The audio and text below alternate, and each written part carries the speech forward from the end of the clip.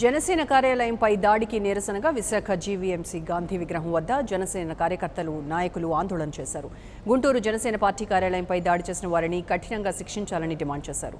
శాంతియుత మార్గంలో వెళ్తున్న జనసేనపై కార్యాలయంపై దాడి చేయడం హేయమైన చర్య అని, ఇప్పటికైనా ఇలాంటి భౌతిక దాడులు మాని రాజకీయంగా ఎదుర్కోవాలన్నారు. మళ్లీ ఇలాంటి చర్యలకు పాల్పడితే ఊరుకునేది లేదని హెచ్చరించారు.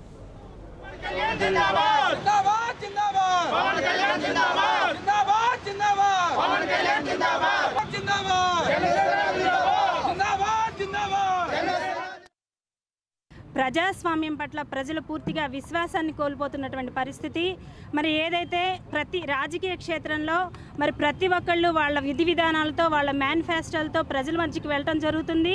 ప్రజలు వాళ్ళని ఆమోదించి మరి ముఖ్యమంత్రిగా చేసుకునే అవకాశాన్ని ప్రజలు ఇవ్వడం జరుగుతుంది. మరి ఆ ఉద్దేశంతో ఆ పదంలో మరి పవన్ కళ్యాణ్ గారు ఈ రాష్ట్రానికి సంబంధించి 25 సంవత్సరాల ఈ రాష్ట్ర భవిష్యత్తు కోసం జనసేన పార్టీని, బడుగు బలహీన వర్గాలని ఉద్దేశించి జనసేన పార్టీని స్థాపిస్తే ఈరోజు పవన్ కళ్యాణ్ గారికి నానాటికి పెరుగుతున్నటువంటి ఆదరణ చూసి కన్ను కుట్టి ఈరోజు ఈ భౌతిక దాడులకి, బెదిరింపులకి పాల్పడితే మాత్రం ఏమాత్రం మేమెవరం కూడా ఉపేక్షించమని తెలియజేస్తూ, ఏదైతే మా అధినాయకులు మరి గాంధేయ మార్గంలో మమ్మల్ని అందరినీ వెళ్ళమంటున్నారు కాబట్టి మేమందరం కూడా ఈరోజు గాంధీ గారి ఎదుట ఈ నిరసన కార్యక్రమాన్ని చాలా శాంతియుతంగా తెలియజేస్తున్నాం. కాని పక్షంలో మేమందరం కనుక మా అధినాయకుడు కన్నెర చేస్తే, మేమందరం తలుచుకుంటే ఈ రాష్ట్రంలో శాంతి భద్రతలు పూర్తిగా క్షీణించాయి.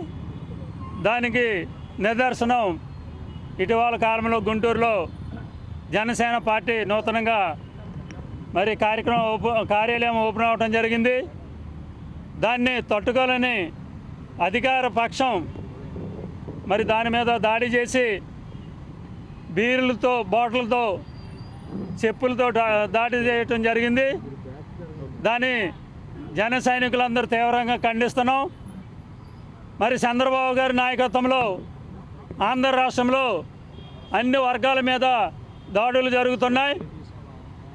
బలహీన వర్గాల మీద, మహిళల మీద అనేక దాడులు జరిగినా మరి పట్టించుకునే పరిస్థితిలో ఈ రాష్ట్రం ఉంది. అలాగే మేము గాంధీయవాది సిద్ధాంతం ప్రకారంగా శాంతి భద్రతలను కాపాడాలని జన సైనికులు క్రమశిక్షణతో ఎక్కడ ఏ కార్యక్రమం చేసినా చేస్తున్నాం. అటువంటి తరుణంలో కూడా జన సైనికుల్ని రాష్ట్ర ప్రభుత్వం రెచ్చగొడుతుంది. రెచ్చగొట్టినా మేము రెచ్చిపోకుండా. For more updates please subscribe 99 TV Telugu.